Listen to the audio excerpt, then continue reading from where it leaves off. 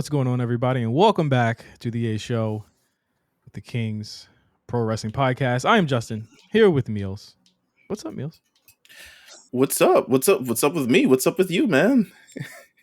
How are you? How are you feeling over the past week? You know, it's been a lot of changes, a lot of things going on. How have you been processing everything that's been happened? I've taken naps. Naps are good. Started JJK season 2. Okay. Well, the second part of it. I saw the first part. I built a Okay. PC over the weekend. That was All right. that's a big thing for me. All right, because I did it all from scratch. I just got all the parts and I told my wife I wanted a PC for Christmas, and she got it. And I was like, I don't want you to have anybody build it. I just want to do it on my own. I want to try it and see if I can do it because I like Got the that little tech. fan in it. Got a little LED in it. Yeah, I got the light. I gotta send you a photo. Let me send you a picture. I'm so proud of it. It's a really bad picture of it though, but I'm so proud of what I did here. I got the LEDs working. I got it to boot first try. So Good for you. you know, I'm not a master, all right, but I'm good. I'm good at this. Look at that. Look at that. Look at that. Look at Yeah. that. It's got all the look at that gigabyte. There we Yeah. go. That's a Yeah. computer. Listen. I did that. You know what I mean? And I like tackling challenges. I think that in the face of a challenge, I take on another challenge, and Of course. I think that should be, uh, you know, uh, that should be how anyone takes it. In the face of a challenge, you think of it as another challenge, and then you take on another one. I agree. That's just where I've been at, just taking on another challenge, and I'm getting back to doing things that I really like to do, and keeping myself busy. So, yeah, I'm doing good, real I'm positive. glad. I'm glad. I felt like I had this is gonna be like an office hours that no one asked for. Um I had a situation. So it's 10 years ago. I'm not even sure I told you about this situation because we've met 10 years ago, but this is still before you. Um Wow, it's almost our, I know it's almost our 10-year life, anniversary. life, a life before me. There's a life before you, bro. I remember specifically, this is the game changing life moment that I had. And I think I told this probably on Nelson's podcast a long time ago, but there are people who may have not even heard that. We were like, who's Nelson? Shout out to Nelson. I know But Nelson. He's laid low. I saw him in the oh, chat, and I was like, "Damn, that's a name I haven't seen in a while." he is not only double dadding it up with 2 kids, but he also lives in Poughkeepsie, which is outside of New York City. It's in proximity to New York City, but outside New York City. But it's also very rural. Yeah, it's Yeah. very he's retired at age 29, 30. He's good. Um, and I saw him a couple weeks ago when WWE came to Barclays Center, and I always appreciate him and I appreciate Nelson because I appreciate Rob. Sorry, I appreciate Nelson and Rob because every time I see them and I hug them, they're like, "I needed that," and I'm like, "I needed that too." I um, know something strange about Poughkeepsie, and that's that Piper's Pit debuted there in oh, Poughkeepsie. really? Yeah, in Poughkeepsie, New York. Huh? Look at you! You got an A+ moment right here. Yeah. Remember? Shout out to Plus Two. But no, 10 years ago, I had this experience and I remember it because it's 10 years and it changed my life. I graduated, went to school, got a job, and finally in the field that I graduated for, and painfully realized I no longer wanted to do that. Or Yeah. I didn't trust myself doing it at all. Um, I was pretty much the junior electrical designer and shit like that for, I can say now, Con Edison, because I'm never going back there, and also I don't care. And also I pay them. Um, but went there, did not enjoy it thoroughly, and went through so much depression, so much anguish, so much pain working there. And I only worked there for 5 weeks. This will Mhm. tell you how it would. Um, and when I left there, I told, thank you, police sirens of the A Show. And when I, Co-host. you're right. And when I left there, I told myself I don't want to do anything I don't want to do anymore. I don't want to Mm, feel like I'm just doing something just to do it. And that's kind of like motivated me and pushed me for the past 10 years. I never want to do something I don't want to do. And there's also a freedom in essentially, establishing that, like saying like, oh, I can start over, oh, I can begin something new, oh, I can start a new challenge, bring a new journey, and there's a freedom in that, and it's something about that that makes me feel very, very human. um, because life is incredibly hard, and we all have bills to pay, and we all have needs and things that require to be paid, and to do that we have to kind of like assimilate to this system, and to be able to say like, listen, I'm going to create my own system. I'm going to do it my way. I want to do the things I want to do, and I want to succeed how I want to succeed. There's something very freedom and awesome in that. So as you embark on your next journey, you know, um, I want to tell you, one, you're awesome, and I feel like you are deserving of so much more and so many different things, and you're very, very talented in all the things that you can do. Um, but also choose every step has is going to be, oh god, why am I watching Martin while I'm doing the show?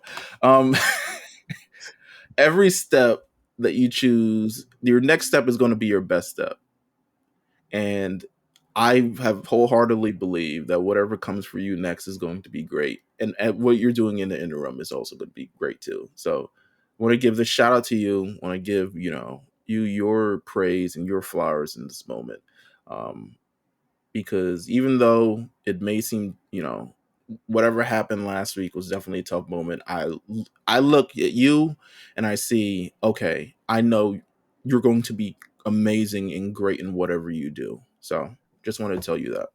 thank you, thank you. A lot of um, what's going on is processing Hmm. and um, being able to kind of see the forest for the trees, but also a lot of it is, you know, being upset, being confused, being anxious, um, and again, it's not a situation that's new to me. I said I've been fired from less. I've been fired for less. You know what I mean? Like In fact, it's a running gag on this show.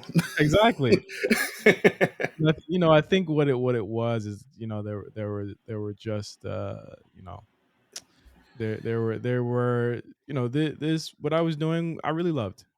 I Yeah, really loved, and it opened up a new avenue and a new opportunity and a new kind of landscape for me to choose from now, and I'll definitely be looking into that. But you know, I'm glad to be back. You know what I mean? absolutely. I'm glad you're I'm glad. back too. I'm in a good headspace, and thank you for that, Meals. I appreciate it, and I appreciate everybody who's reached out. Who said really kind things, um, and just are still reaching out to me. I appreciate it. I can't get to everybody, um, but just know that I saw it and I appreciate it, and I'm glad to be back. Absolutely. With that said, love that for you and love this for these two next people. Shout out to everyone who entered the Royal Rumble pool last week. We have two winners. You have none other than, of course, Brian himself. Happy belated birthday. You won on his birthday. Wasn't that nuts? I feel like it was rigged, but all right, go ahead. I I legitimately I listen, the numbers fell where they fell. And sometimes he had his own, Cody Rhodes story where he wins and it was meant to be, and his story is yet to be completed. Also, big fan. Donald Jones will be on the A show, ladies and gentlemen. Oh man, I can't wait. I can't DJ, wait. okay, I talk to DJ every day. All right. I didn't know this at all, but I talked to listen, like a couple of months. Well, I'll we'll expand on it when he's on the show. But like DJ is someone who like went from kind of like our Discord, and then like I brought him in.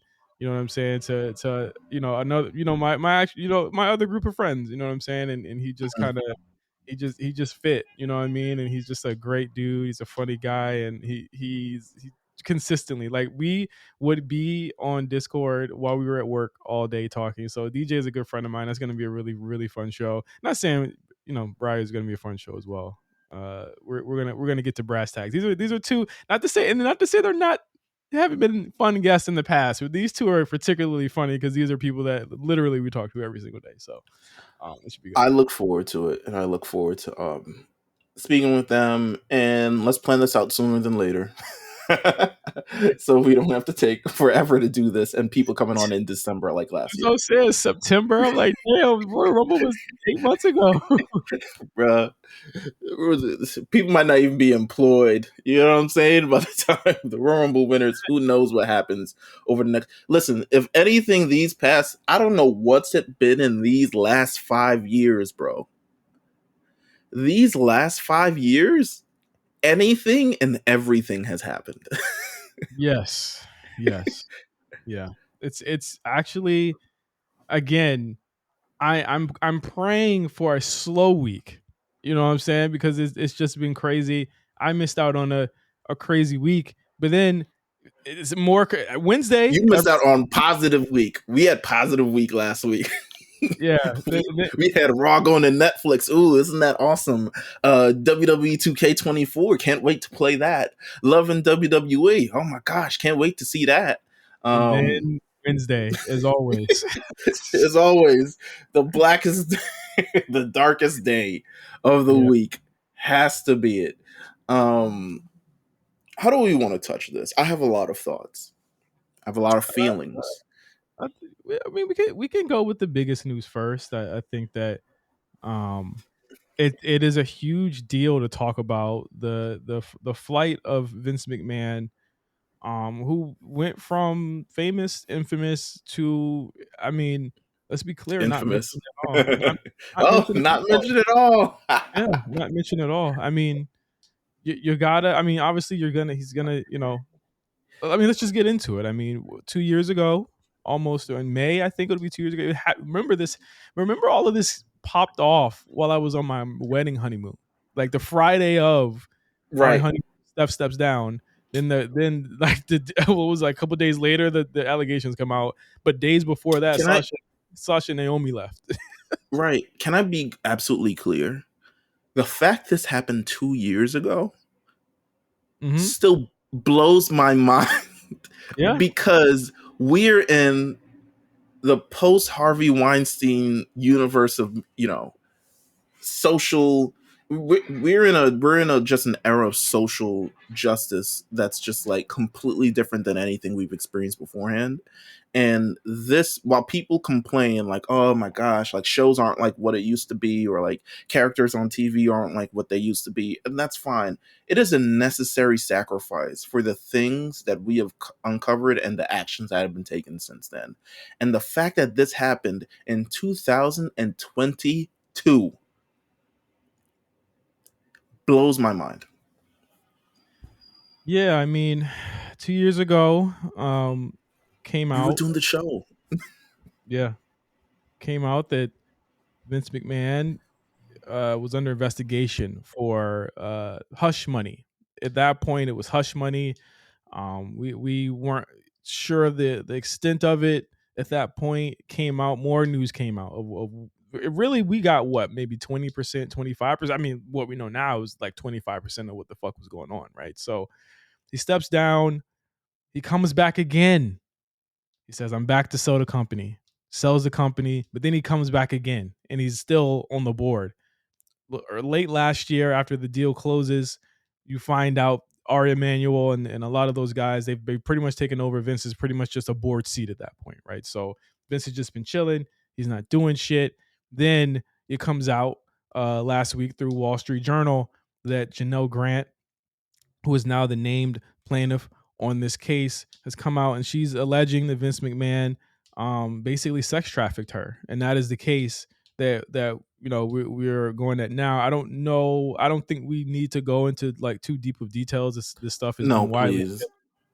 Well, I mean, it's been widely available for the past week almost. So, I mean, if you guys want to find it, you can seek out that article in Wall Street Journal. But I'll I put want a to. trigger warning for anyone who may feature just there's a trigger warning with reading that kind of stuff. I read it on Friday in full, and I was pretty sick to my stomach, to be honest with you. Like legitimately, I had to get up and walk away. Yeah, it's not good.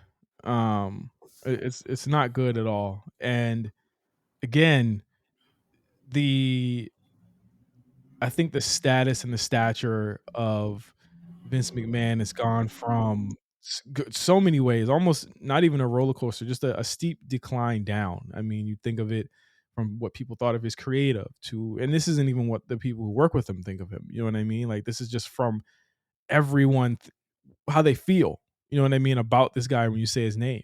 And it used to be mixed, right? And as times went on, it's become decidedly more negative, and now it's like completely just get this guy's got to go. He's got to fucking die. You know what I mean? Yeah, Like that's how people feel at this point. You know what I mean? And I look at someone who, at best, 2 years ago, we would after this came out, we would have said complicated legacy, complicated.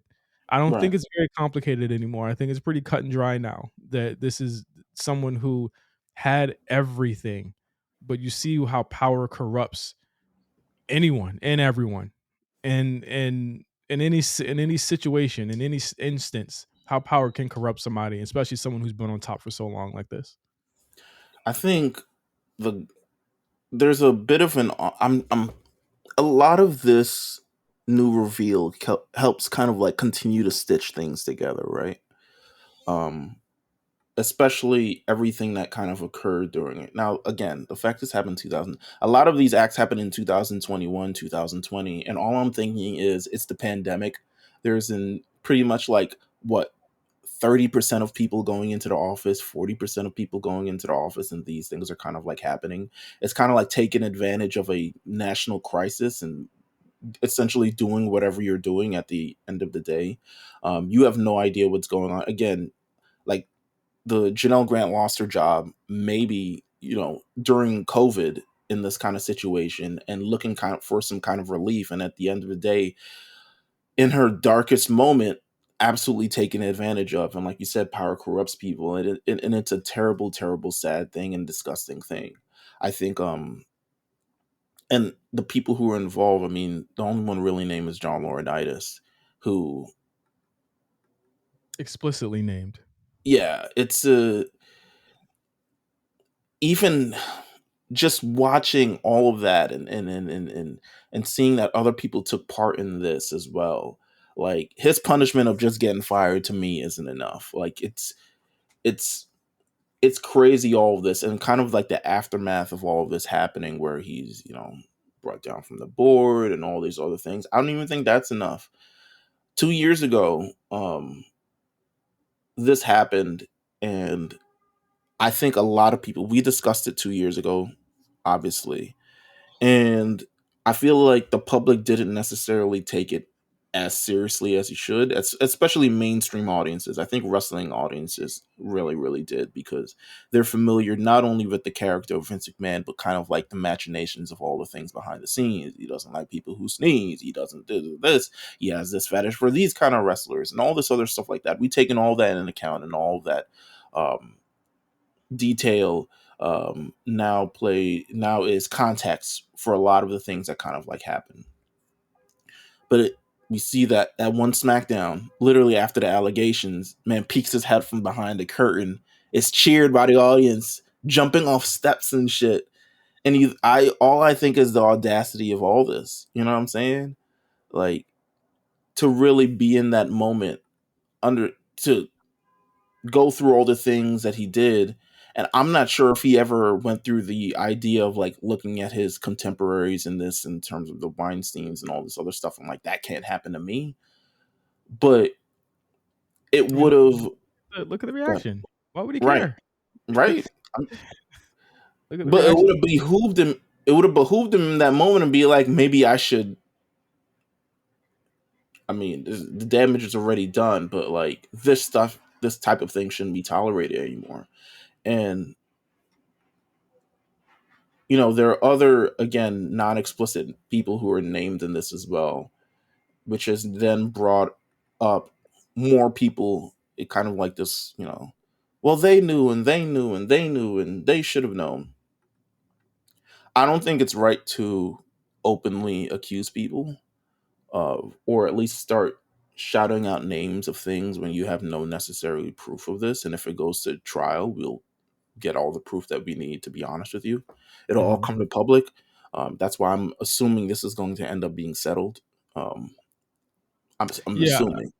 yeah. Well, I mean, I see what you mean about like I mean I think the operative word in social justice is justice, right? It's Right. like with justice to be served. I think that there's a lot of things that people want to see happen, but we all know how a lot of these types of things work. We saw it happen with the Diddy stuff a couple of months ago.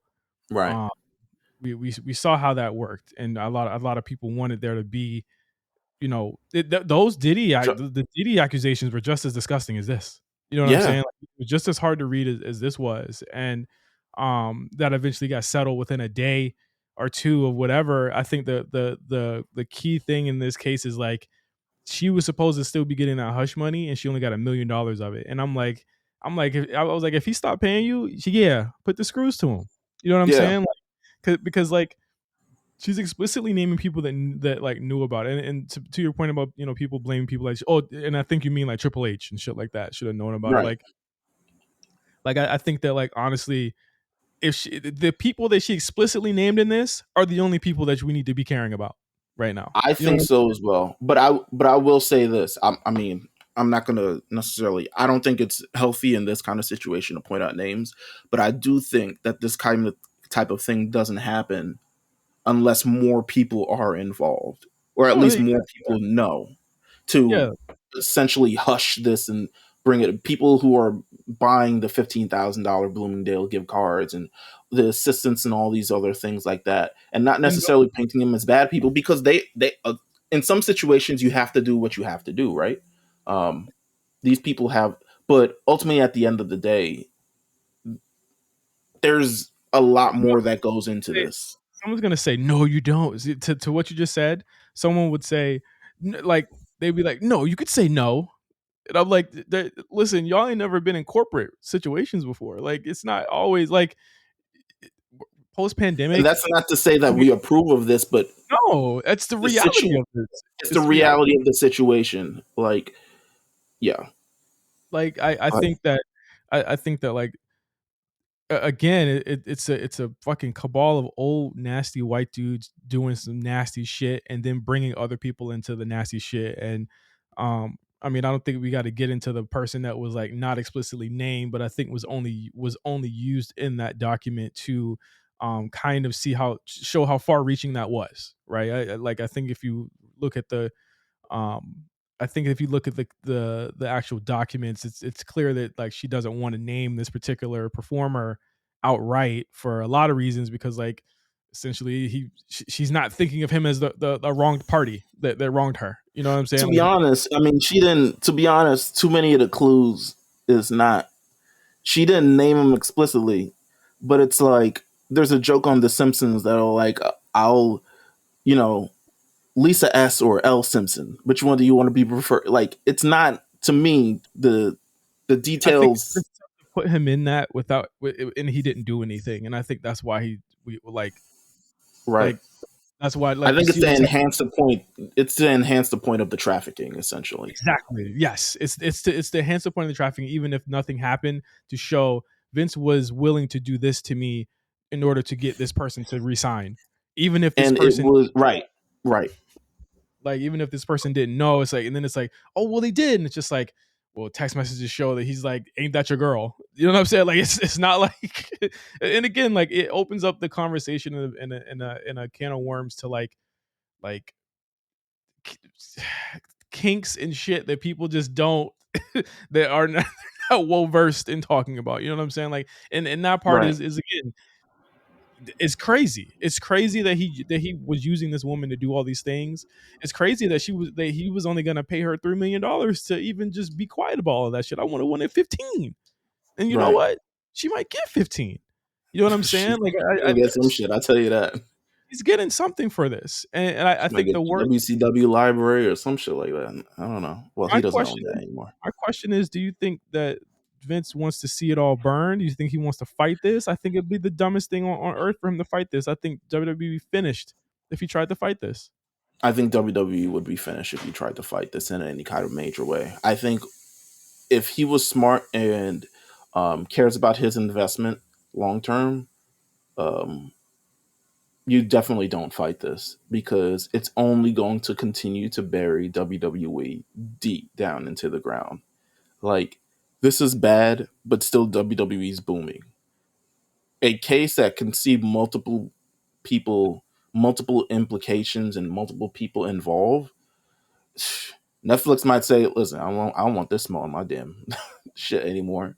You know what I'm saying? Like, It's the same Netflix that got a documentary about him coming well, later this this is true. You're right. year. You're right. I don't But Slim Jim, Slim Jim was like, "Listen, get this shit out of here." And this was the first time in a long time we saw a sponsor really just put, because WWE is booming right now.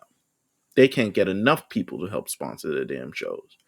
But this was the first time we saw a sponsor saying, like, we don't condone any of this and we are currently pulling out of the Royal Rumble.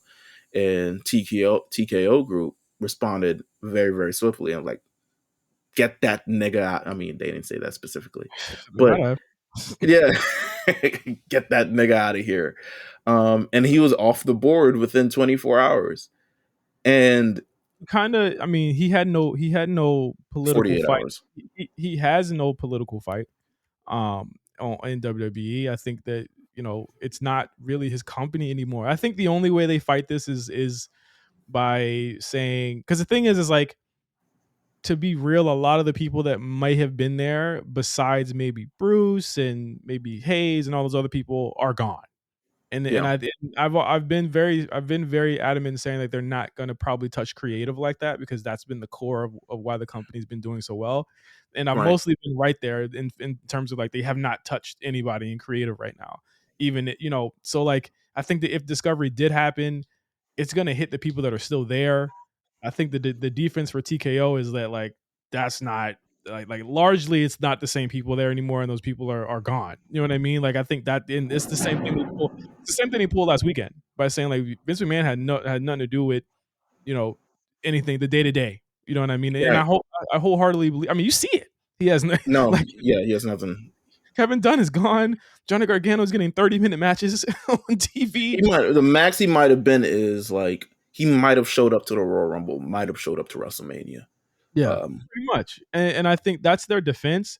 But I think that if he fights this, it opens up a can of worms that they will have to be answering for quite some time, in terms of that old regime, and then that hits Triple H. And I don't think right. they want And that to Ronda happen. Rousey's like, if Bruce, I was like, Ronda, what are you doing? What are you talking about, bro? Like, people don't care about getting sued anymore. People do not Yeah. get sued, bro. Like, I that was shit is like, what? crazy. What are you doing? That's not like what? But It's true. Go testify, bro. Don't go on Twitter. Like, what yeah. about?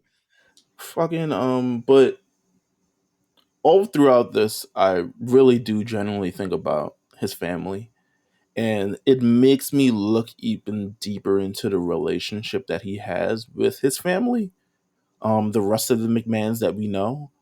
Um, I mean, him and Linda McMahon still married, I'm assuming for business purposes, but have feel like they've been seemingly estranged for a long time. They have not been seen in public together. I mean, this man had a whole relationship with a damn coworker that was involved in the last lawsuit, which is nuts when you put it over this lawsuit. Mhm. Um, and his daughter being brought in to kind of save the company as her father is going through all these situations, and it's got to be tough on Stephanie McMahon. And I'm assuming now it makes me think like this is maybe this is reason why she left and has no intention on coming back. I mean, there were always these news reports of like, oh, they want, two CEOs, one's gonna handle day to day, da da da, and stuff like that, or maybe like Stephanie McMahon. There are reports that like she wasn't as good as her job as other people, and she was just kind of like a face or something along those lines. But like with these allegations, like what do you actually think?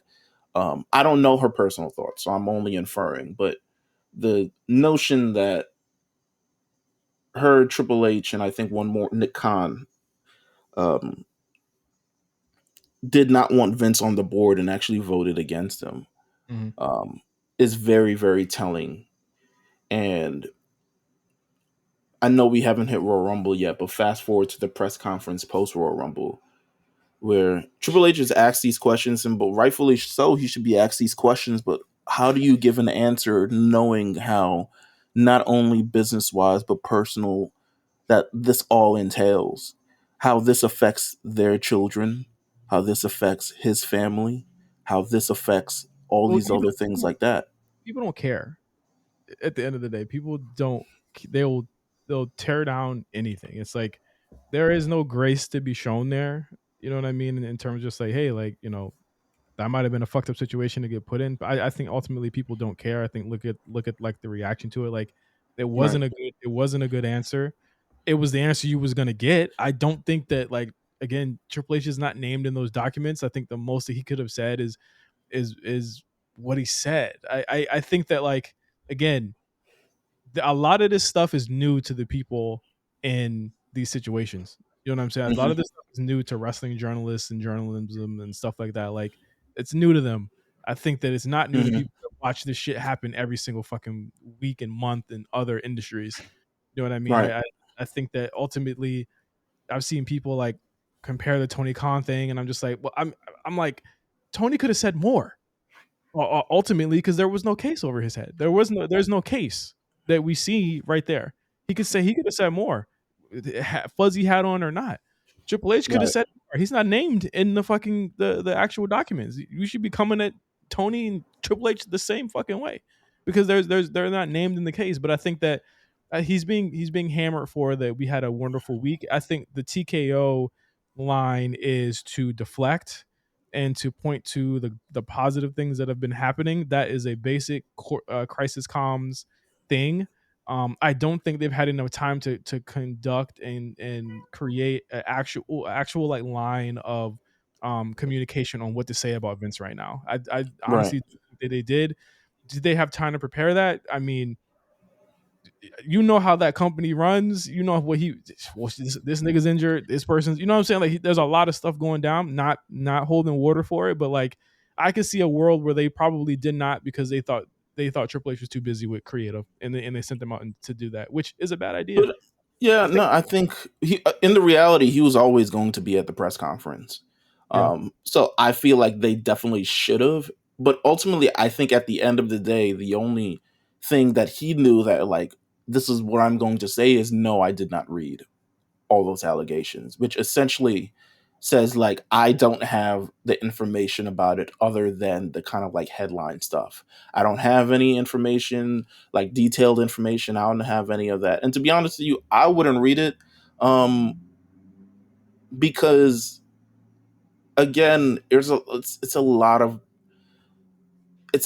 of personal stuff with him that goes deeper than just wrestling. Then they should have had Nick And Khan out there. Then they should I then agree.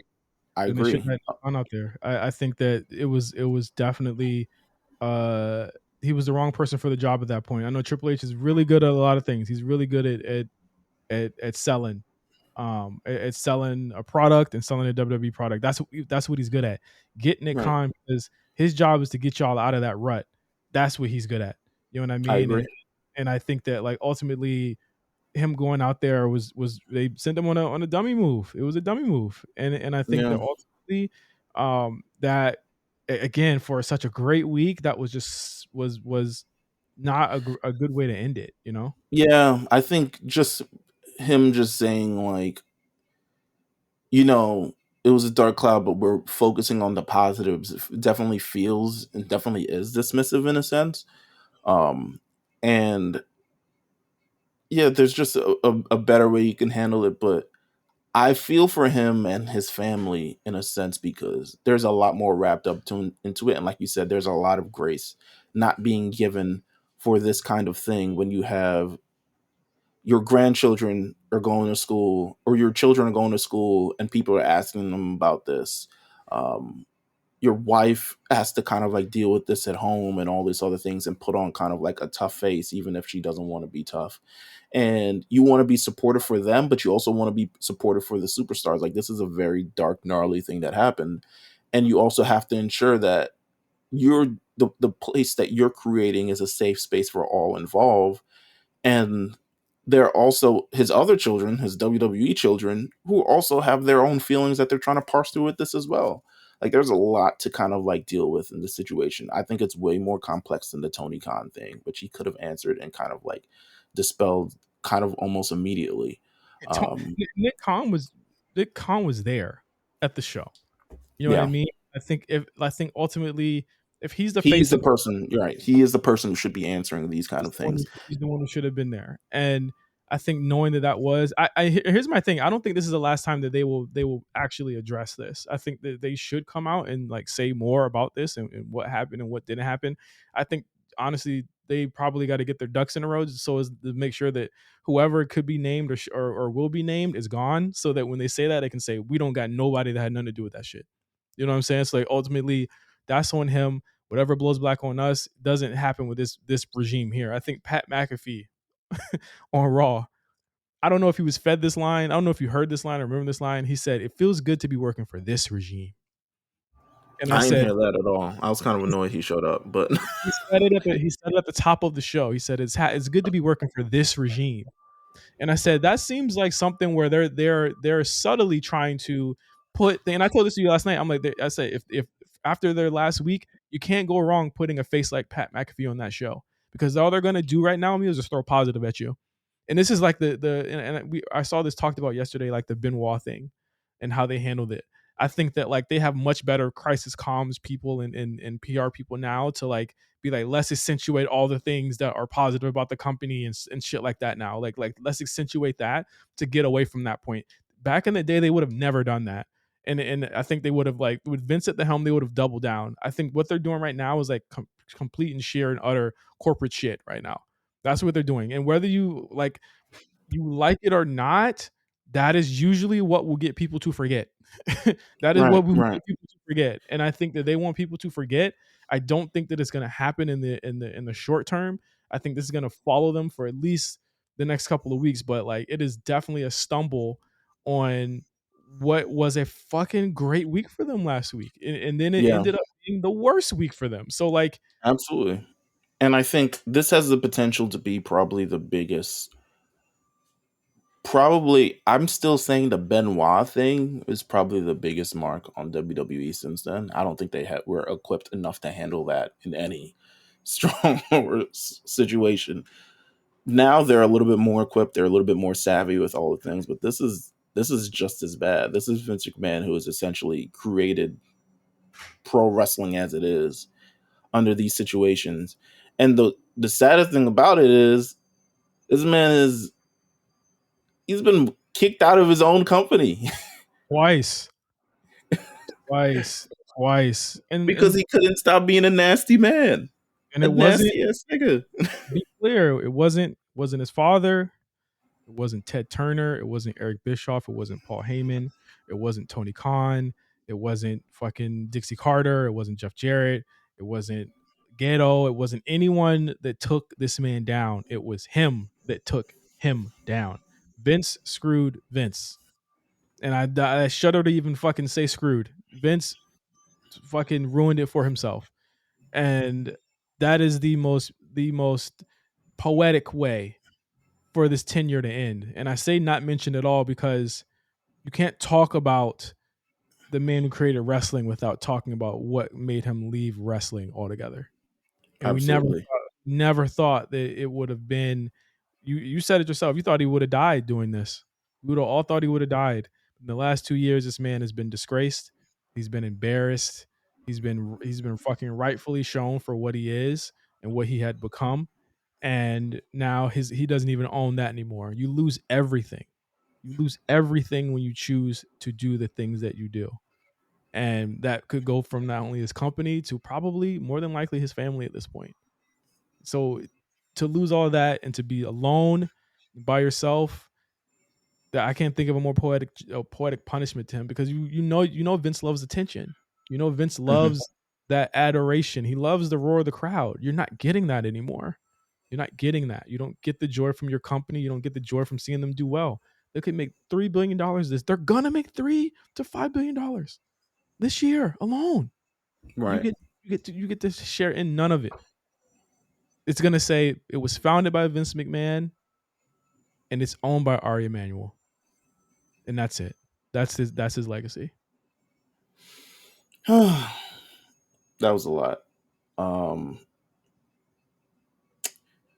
with that said, I mean, we hear that news Thursday again. Slim Jim pulled out on Friday. He's essentially ousted from the company also on Friday. We head into Saturday, the Royal Rumble 2024. What are our kind of overarching thoughts on the Royal Rumble of this year? It was lesser than last year, but I thought still a really enjoyable show. Still a really fun show. I thought it was sandwiched by two great matches.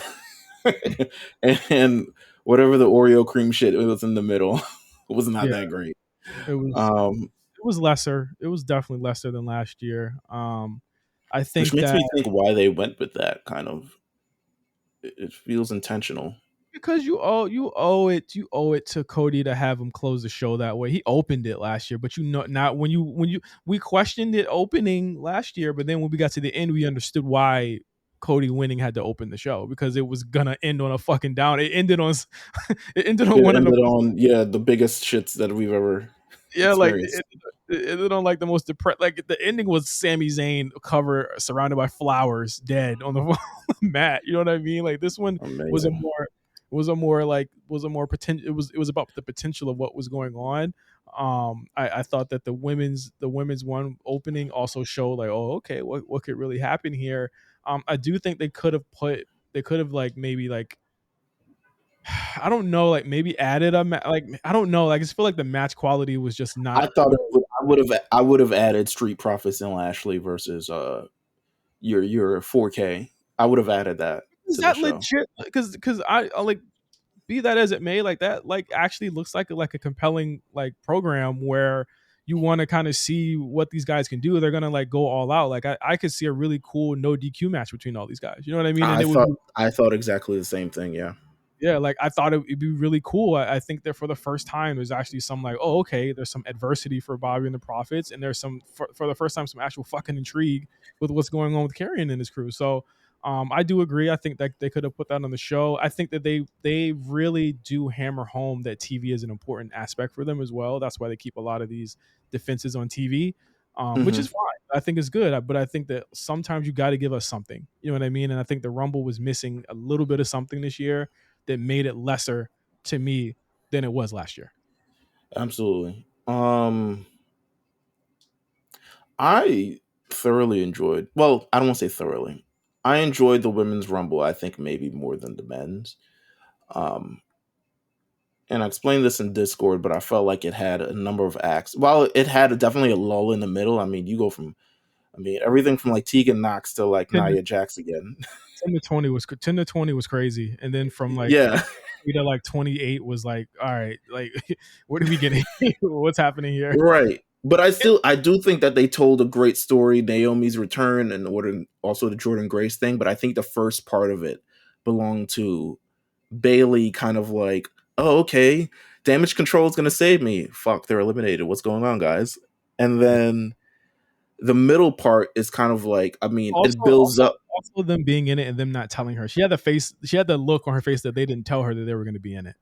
absolutely, and they had the middle part essentially building up all of the fodder for Nia Jax to come in and Nia Jax to do what she does, which I mean, this run has been compared to the last run, this has been kind of like night and day in terms of how they presented her. Mhm. Um and the latter half is kind of like the big stars, the latter third is kind of like the big stars doing what they do. You had the debut of Jade Cargill, you had the return of Liv Morgan, you had Roxanne Perez, Tiffany Stratton, Becky Lynch in there. A fast sprint to the end, but Bailey ends up coming out the victor. There is no way in my mind a year ago, 2 years ago, 3 years ago, 4 years ago, nowhere in my mind did I ever think Bailey would win the Royal Rumble? That's crazy. It's crazy, but it's crazy that it happened, or it's crazy that I would think that she would never win. But you wouldn't think she would ever win. I think that looking at she's become a heel that's she's I mean largely cheered. Let's just be real. Like she's largely cheered and not booed a lot of the time. It's usually everyone around her that's being booed. Like she's actually like a really enjoyable heel. Like they want to see her become a baby face. Like think about what she was doing on Raw, and they were like cheering her, just like, oh no, they're Right. ready for what's about to happen. But I I only think that because the Royal Rumble has kind of like over the last number of years, especially with the women, have kind of like determined like here is the direction that we're going for the company. Like right, with Rhea and Bianca and Charlotte and Becky and all this other stuff. Like here's the direction that we're going to be going in the near future. Um, so this one is a lot more of like story, and we're telling the story, and I think that's interesting, and I think that's cool. yeah, I think another thing about the women's rumble is that the NXT and the newer women looked very ready. I thought Roxanne looked very ready. I thought Tiffany looked not out of place. I think there was a lot of times when the NXT people would show up that they didn't look like they were like I think like Tiffany looked way more comfortable out there and like she belonged than like Xia Li did. Like I thought that they all looked like very like seasoned, and I think that there's a lot of things that happens on that TV that help them get to that point. But I just really enjoyed seeing them out there do their thing, and of course, I mean we would be remiss to not talk about Jade Cargo. Like, what was your thoughts Mm. on like her little? I mean, she was in the final three. I mean that's a big endorsement.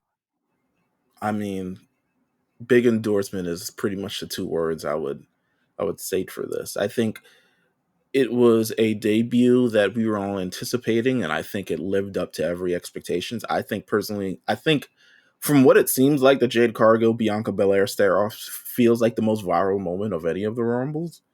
Um, I mean, just because this, besides Cody winning twice, yeah. I mean, yes, but in terms of like people sharing it, that's the only thing I've seen.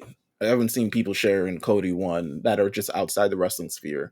But I think Jade Cargill, and this is what was so upsetting with how her AEW run, I think people know her, whether like she has the opportunity to become a bigger star that attracts people to wrestling. And I think that's why it was so like I don't even know if like in terms of AEW use her now at this point. I just think it's a bad fit, and we're gonna see it's a bad fit. It was a bad fit all along. But she had to start somewhere. But I mean, she looked incredible. She did the damn thing. Her elimination of Nia Jax. I was Ooh. afraid she was gonna if anyone was gonna tear a tricep, I thought it was gonna be her. Um She looked good. It was short sprint, which is what I think was but intentional. It mhm, made me want to see Nia and Jade for real. I which I think think is gonna happen. I think that she looked very not out of place next to Becky, who seemed to like really like working with her. She was all over her in the ring, like she really wanted to work with her, but um I just really think that they got something with her. The look is there. The people went fucking crazy for her. They went crazy for her Meals. I ain't never seen And- nothing like that. Why are they Hey always man, hotter when they go to WWE? Why are they always hotter? because it's hotter there, baby. It's hotter here. It just is. You ain't gonna get hot in with 25% of a damn crowd, man. It ain't hot in Collision. Trust me. It's just different. The air is different. The I feeling is different. The electricity is different. They yeah. gave her the bootleg version of her AEW music and shit like that. I hope they continue to enhance that. But she had a good. She was my like breakout star of this entire thing. I think she got a very good rub. Of course, she wasn't on the show last night. I don't. If I had to guess, I don't think we'll see her until after Elimination Chamber, and I think she's gonna Right. have her debut at WrestleMania, um, which is a lot to live up to. It really Yeah. is. Yeah. Um, there's a lot to live up to, but I think that in terms of being concerned, I don't think we got to be concerned about what she looks like. I No. think that they're going to continue to add aspects to her presentation as she goes along and she starts to show up more. I think that she's already got the look. We knew she had the look, but I think that she just really fucking did her thing. I was very very happy to see her show up. Um, yeah, really. I mean, Men's Rumble. What do you think? What do you think of the Men's Rumble then? I thought I liked it better. I thought from like 1 to Hmm. 15 it was all banger entrance. Like there was no like filler, which goes to show just how stacked the men's side of that bracket is. I mean, like you start with Jay and Jimmy number 1, so like 1 and 2, so they tease that. Then Jimmy's just funny and hilarious throughout the whole fucking thing. Let's just be clear. And then Hmm. there's like really cool stuff there, like the R-Truth thinking it's a tag match, that was pretty funny. Which was in contrast to the Pat McAfee part, that was real comedy. The Pat McAfee shit was not real comedy. Yeah, It was yeah. whack. I agree. I think only in terms of my little nitpick with the Jay and Jimmy shit is now it makes me think that there's nothing going on at WrestleMania for them because they weren't even involved in each other's eliminations. And I think they had the moment at the beginning and then just kind of like separated for the rest of the time going. Um, I think if they keep doing he's gonna get his first title thing, I think ultimately you either have Jimmy screw him out of it and that leads to Mania, or you have it and then Jimmy say, I want what you got. And this for the IC right. title at WrestleMania, which I think are two really solid ways to go because as we'll get to in a second, Gunther may have something else to do at Mhm. Mania. Mhm. I mean, it is what it is. We had again 15. Cody Rhodes comes out, electricity. Um, Braun Breaker got whew, what a he had the most eliminations tied with Cody in the Rumble. He's in Star, NXT. star. They're ready for him. Yeah, Remember last year that I said it's not lost on me that they did not get called up because they saw that there was something wrong with those two last year with Braun and Mello. They have captured what it is that they were missing and they're applying it. And you saw it. Once you see it with Mello on SmackDown, you saw it with Braun in the Rumble.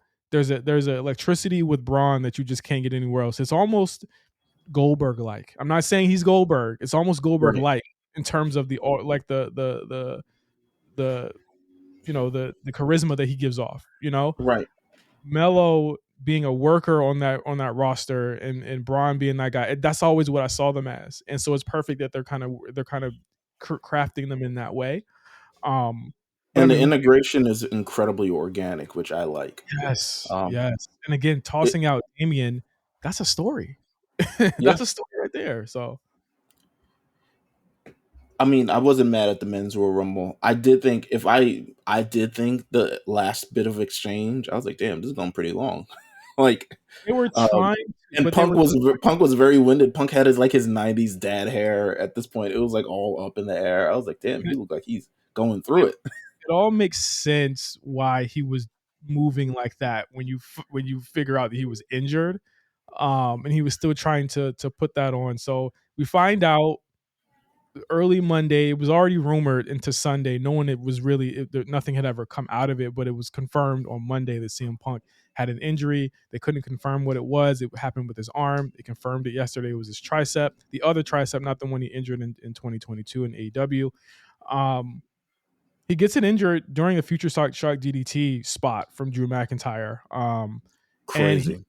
and to be fair, like I know people are like joking and poking fun. This is a freak accident, and for a guy who has had two such freak accidents in the past 2 years, like just snake bit. You know what I mean?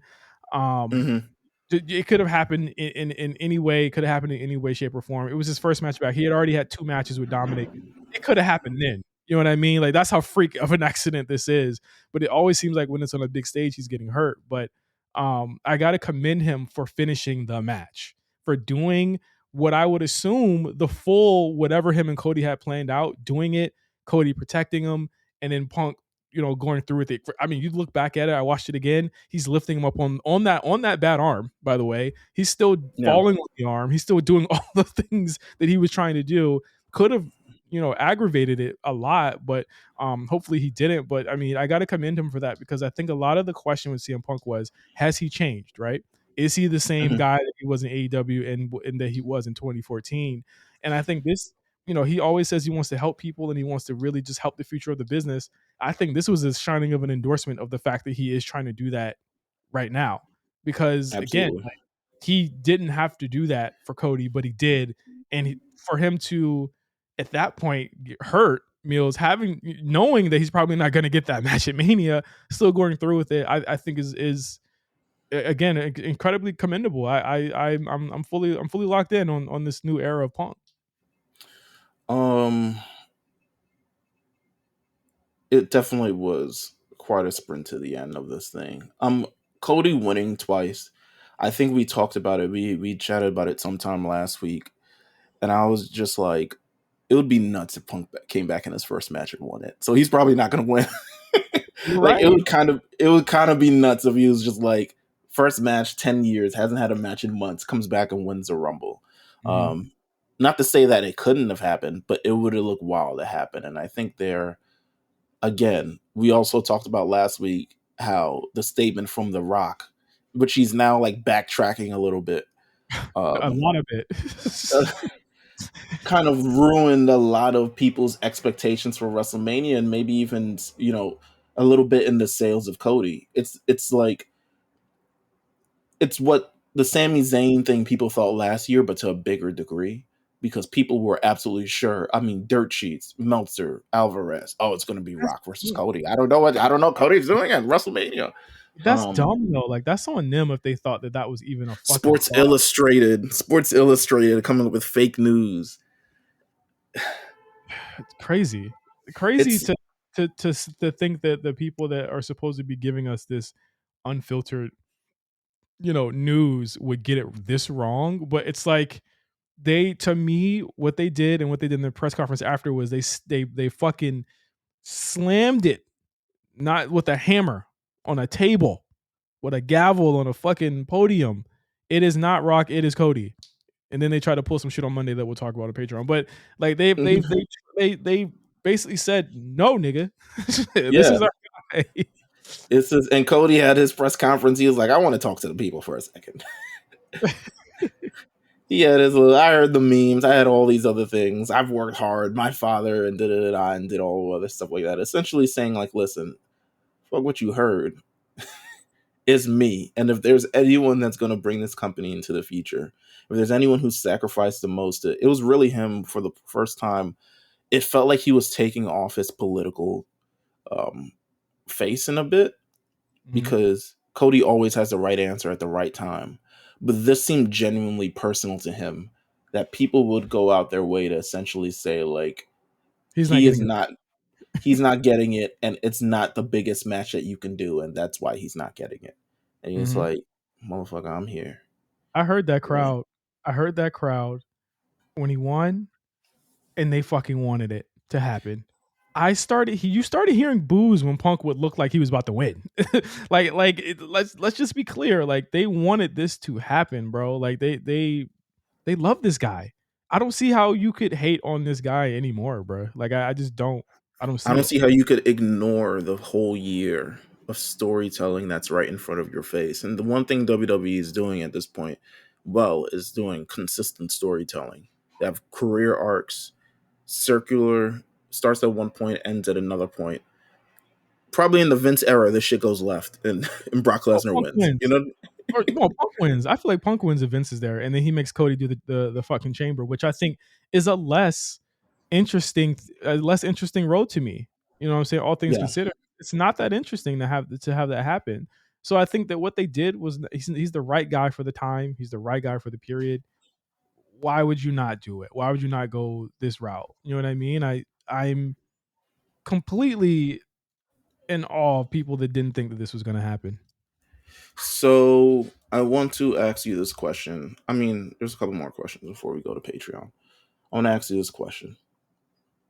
Um, Seth's injured, but he'll be at WrestleMania. Yes, Um, Charlotte's gone.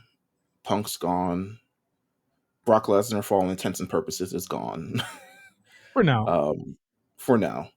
But he definitely, I don't think he'll be at this year's WrestleMania. No, Um, where we, what do you feel like this WrestleMania is going to look like now? Because I know for Triple H's, he does the long term storytelling, and a lot of his things are feuds that have been occurring over a long, long time, or story arcs that are career arcs that have been over for a long, long time. What does this WrestleMania 40 look like to you with all the changes that we have now? I don't think it looks worse. I think that they could get some people active that we didn't necessarily think were going to be active going into it. Because remember what we were thinking when people would talk about the injuries, I'm like, okay, it's to one person. One person I think Seth will for sure be ready to go by Mania. It happened to another person that was his opponent, so that's really just one match that got blown up. Brock might have been another match that got blown up, but you can easily slot the other guy into that match that you were going to do, which is fine. And they already set it Yeah. up anyway. They already kind of set it up anyway. I think that if you're gonna do Becky and Rhea, that's incredibly strong. It could main event one of the nights. If you're gonna do Jade and Naya, that's a match you open with, in my opinion. Like that's something that Hmm. gets the fucking going. You know what I mean? I don't see anything wrong with the card right now. I think it's still incredibly strong because of the depth of that roster. You saw it all there on Sunday or Saturday. Like you saw that the roster is incredibly dope and it's incredibly fucking stacked right now. I don't think there's anything in me that thinks that this is gonna go left. Okay. All right. I agree with you. Two more little bit tidbit news before we head over to Patreon. Make Mhm. sure you guys subscribe to the Patreon, patreon.com/, the A Show RNC. If you want to hear our thoughts on Monday Night Raw and anything else that we kind of think of to talk about. Um, Rumors out there. I mean, in the Wrestling Observer News report, they finally talked about the low attendance for the shows. I mean, um, what does AEW have to do to repair these low attendance for their shows? Because at this point, they're booking 14,000 seat arenas and only 2,000 people are showing up. Book a better show. I mean, that's the long and short of it. Um, Book a better show. I don't know what else to say about this situation for them. I think that it's also Mania season meals, so like it's gonna get darker for them. It's gonna get real dark for them real soon. All they got to do is heat some shit up, and it's over with. You know what I mean? Like I think that they are doing themselves a big disservice and not kind of like. Well, here's the thing. What are they doing a big disservice to? They're still hyper serving their fans. You know what I mean? yeah, Like their yes. their fans are still happy with whatever the fuck's going on. Like you can't tell them not. You can't tell their fans nothing different. You know what I mean? Like their fans eat it up. So I can't even say that they're not pleasing their fans right now. Like their fans seem pretty fucking content with what's going on. Like who am I to take away their joy? Right. Yeah, this is true, right? They love Their they joy. love what's going on. Yeah, they love what's going on. So I mean, ultimately, like it is what it is. They can have their swerve championship run. That's what's hot in the streets, I guess. So I think if anything, it's indication. I mean, with Revolution, it's already sold out. If anything is indication, what they need to do is that they need a major draw for their shows, and they need to build one. And to be honest with you, Sting is the major draw for Revolution because he's retiring, but he's not a major draw because of AEW and its efforts. um, so that is on that. Um, Past Saturday, um, we saw Naomi return. We saw Jordan Grace. Do you feel like there's going to be any more integration with TNA and WWE? Um, I I H. would I would be very shocked if there wasn't. I think that they went off as about as well as you could. I don't think that this is the type of regime that does things and just drops it. So, if they want to take people over to TNA, I think that's completely possible as well. You know what I mean? I think all things are possible. And I thought that it was a really great moment, and she got to bring out the belt too. I thought that was really cool. Naomi and her had a really cool moment as well, and I thought the Naomi return got off very well too. And she got emotional. We knew she was gonna get emotional. I was like, she about to cry, huh? And she started. As she should. Shit. What do you She think back her? home. What you think her emotion is going going into Mania is. You know what's crazy? I feel like she would be a great first opponent for Tiffany Stratton. Mm. I think if they decide they want to call Tiffany up or have her on a roster permanently, I mean, we've been seeing the guys called up. We haven't seen much of the girls lately. But if Tiffany Stratton gets called up, I think Naomi and Tiffany Stratton would do some great business with one another.